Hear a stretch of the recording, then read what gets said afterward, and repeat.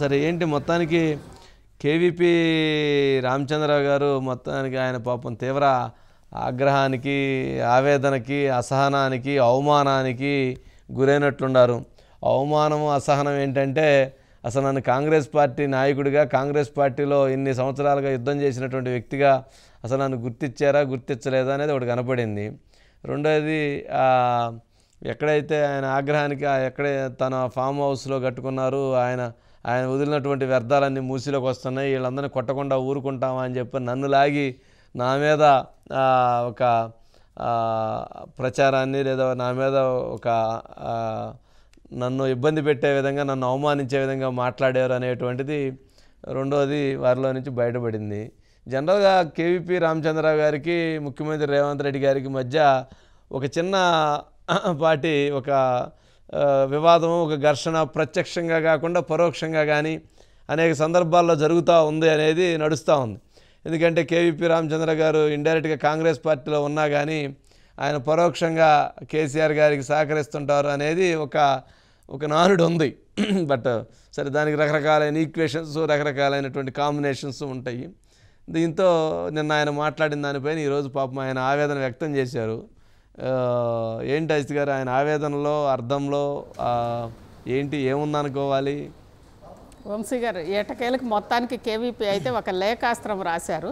దాంట్లో ముఖ్యంగా తన ఫామ్ హౌస్కి సంబంధించి ఇది అసలు నేనే కూలగొడతా, ఈరోజు అధికారులను పంపించి సర్వే చేయండి, నా ఖర్చుతోటి నేనే కూలగొట్టుకుంటానని చెప్పారు వంశీ గారు. కానీ ముఖ్యంగా నేను మాత్రం ఆయన విద్యార్థి దశ నుంచి ఈరోజు మల్లికార్జున ఖర్గే గారు, కాంగ్రెస్ అధ్యక్షుడిగా ఉన్న మల్లికార్జున ఖర్గే గారు ఆ ప్రాంతంలో లీడర్గా ఉన్నప్పుడు విద్యార్థి దశ నుంచి నేను కాంగ్రెస్లో ఉన్నా. ఇందిరాగాంధీ హయాంలో గాంధీ భవన్ ఇన్ఛార్జిగా పనిచేశా. ఆ తర్వాత 2 సార్లు కేంద్రంలో యూపీఏ ఏర్పడడానికి ఇక్కడ నుంచి నా వ్యూహాలు కారణమైనవి. అదేవిధంగా వైఎస్ ప్రభుత్వంలో ఇక మనకు తెలుసు కదా వంశీ గారు, కేవీపీ గారి చరిత్ర అందరికి కూడా తెలుసు. ఆయనే ఆత్మ, ఆయనే కింగ్ మేకరు, ఆయనే అన్ని కేవీపీనే, ప్రతి నిర్ణయం వెనక కేవీపీనే. అలాంటి కేవీపీ ఈరోజు నన్ను గుర్తించండి, నేను కాంగ్రెస్లో ఉన్నానని చెప్పి రాయడం అనేది నిజంగానే చాలా విచిత్రంగా ఉంది వంశీ గారు. ఆయన అన్నాడు, ఇలాంటి ఒక రోజు వస్తుందని నేను అనుకోలేదు, కాంగ్రెస్ ముఖ్యమంత్రికి నేను కాంగ్రెస్లోనే ఉన్నానని రాయాల్సి వస్తుందని నేను అనుకోలేదు అని చెప్పారు వంశీ గారు. అయితే ఇక్కడ ఒక విషయం ఉంది వంశీ గారు. సరే, బీఆర్ఎస్కి కొంత కేవీపీ గారు అటు కేసీఆర్ పైన లేదంటే బీఆర్ఎస్ పైన అంత దూకుడుగా వెళ్ళలేదా? ఎప్పుడు కూడా కాంగ్రెస్ పార్టీలో కేవీపీకి చాలా పట్టుంది వంశీ గారు. కింద స్థాయి కార్యకర్తల దగ్గర నుంచి ఆయనకు పట్టుంది. అదేవిధంగా కాంగ్రెస్ అధికారంలో ఉన్నప్పుడు కూడా ఇతర పార్టీల నాయకుల్ని కూడా మేనేజ్ చేయగలిగిన శక్తి కూడా కేవీపీకి ఉంది, ఆయన చేశారు, అన్నీ ఉన్నాయి వంశీ గారు. కానీ ఎక్కడైతే అంటే మొదటి నుంచి కూడా రేవంత్ రాకని ఎవరైతే వ్యతిరేకిస్తున్నారో కాంగ్రెస్ పార్టీలోకి, టీడీపీ నుంచి రేవంత్ రెడ్డి కాంగ్రెస్ పార్టీలోకి వచ్చారు, తొలి నుంచి కూడా ఆయన రాకని ఎవరు వ్యతిరేకిస్తున్నారో వాళ్ళందరూ కూడా కేవీపీ అనుచరులు వంశీ గారు. ఇప్పటికి కూడా రేవంత్ని ఎవరు వ్యతిరేకిస్తున్నారా, లేదంటే రేపు ఒకవేళ రేవంత్ రెడ్డికి వ్యతిరేకంగా ఏదన్నా జరుగుతుందా కాంగ్రెస్ పార్టీలో, ఒకవేళ జరిగితే ఎవరు అన్నప్పుడు ఉన్న వాళ్ళందరూ కూడా కేవీపీ అనుచరులే వంశీ గారు. దాంతోపాటు ఈరోజు కేవీపీ ఒక మాట అన్నారు వంశీ గారు, అంటే ఇక్కడ కూడా అంత యాక్టివ్గా లేరులేండి అజిత్ గారు. ఆయన ప్రభ అంటే వెలుగు కొంచెం తగ్గింది. పాపం వయసు రీత్యా కావచ్చు, పాపం ఆయన కొద్దిగా మెడ నొప్పి కొంచెం ఇవన్నిటితోటి కొంచెం ఆ ప్రభ తగ్గింది. గతంలో ఆయన రాజశేఖర రెడ్డి గారు ముందు నుంచి కూడా ఆయన ఒక వెలిగారు. రాజశేఖర రెడ్డి గారు మరణానంతరం అనుకోకుండా జగన్మోహన్ రెడ్డి గారు ఇచ్చినటువంటి షాక్ ట్రీట్మెంట్లతో పాపం కేవీపీ గారికి ఇటు నుంచి ఎటు ఇదవ్వాలో అర్థం కానటువంటి పరిస్థితి అయింది. ఆయన మేధావి, మంచి సలహాలు ఇస్తారు, మంచి ఆలోచనలు ఉంటాయి, రాజకీయ వ్యూహాలు ఉన్నాయి, రాజకీయ చతురత ఉంది, చాలా టాక్ట్ఫుల్గా చేయగలుగుతారు.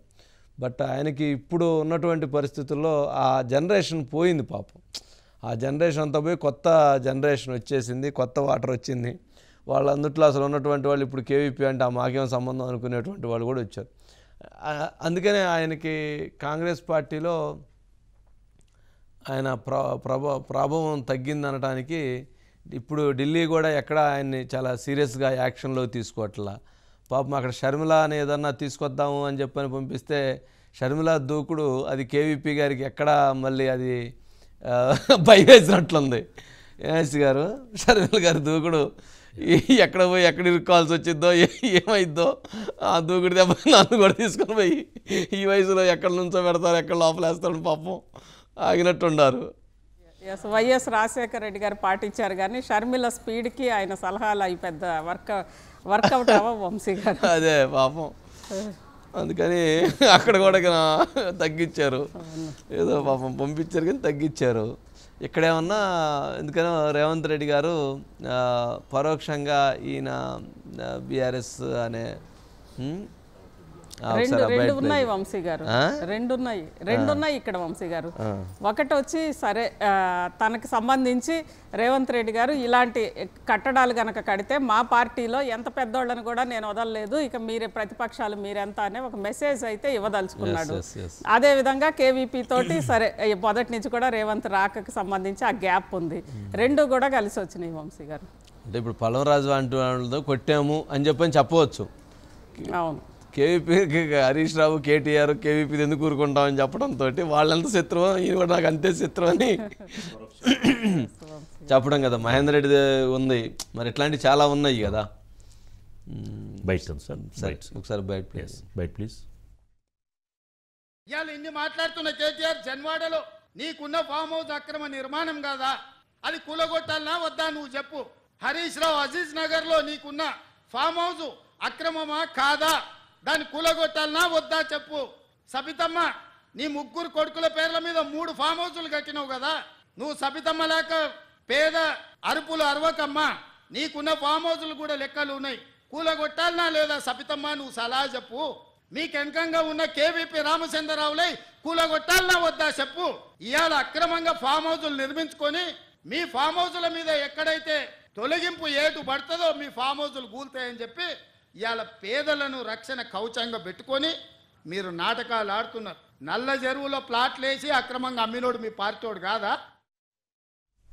మొత్తానికి తిట్టాలంటే మాత్రం పొద్దునుగా భలే తిడతాడండి రేవంత్ రెడ్డి, స్ట్రైట్ అండి, నింపేస్తారు అంతే. మొత్తానికి వాయిచ్చేస్తాడు. సరే ఏదైనా కానీ పాపం కేవీపీ గారు నా అవసరంగా హట్టు చేశారు, ఇప్పుడు ఏదో పాపం ఆయన ఏదో ప్రశాంతంగా గుర్తించండి అని ఒక లేఖ రాయాల్సిన పరిస్థితి ఏర్పడింది. సరేనండి, ఓకే అజిత్ గారు కానీ